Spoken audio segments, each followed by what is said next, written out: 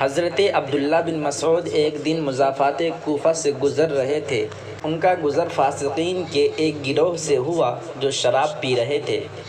زادان نامی ایک گویّا ڈھول پر ہاتھ مار مار کر انتہائی خوبصورت آواز میں گا رہا تھا۔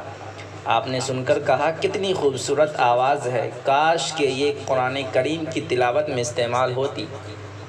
آپ سر پر چادر ڈال کر روانہ ہو گئے۔ زادان نے جب آپ کو دیکھا تو لوگوں سے پوچھا کہ یہ کون ہے؟ تو لوگوں نے کہا، یہ حضور نبی رحمت صلی اللہ علیہ وسلم کے صحابی عبداللہ بن مسعود رضی اللہ تعالی عنہ ہیں۔ اس نے پوچھا، انہوں نے کیا کہا؟ بتایا گیا کہ انہوں نے کہا کہ کتنی میٹھی آواز ہے، کاش کہ قرأت قرآن کے لیے ہوتی۔ یہ بات سنتے ہی اس کے دل پر رعب سا چھا گیا۔ اس نے اپنے بربط کو پٹخ کر توڑ دیا، کھڑا ہوا اور جلدی سے انہیں جا لیا، اپنی گردن میں رومال ڈالا اور آپ کے سامنے رونے لگا۔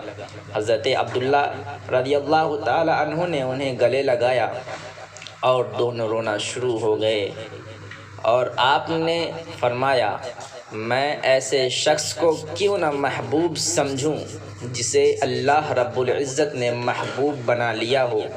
حضرت زادان نے گناہوں سے توبہ کی اور حضرت عبداللہ بن مسعود کی صحبت اختیار کی، قرآن کریم اور دیگر علوم سیکھے، یہاں تک کہ علم میں امام بن گئے۔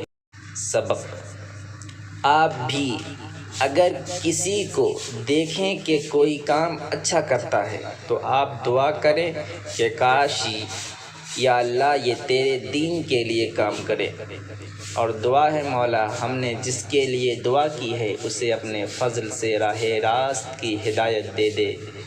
آمین۔ السلام علیکم۔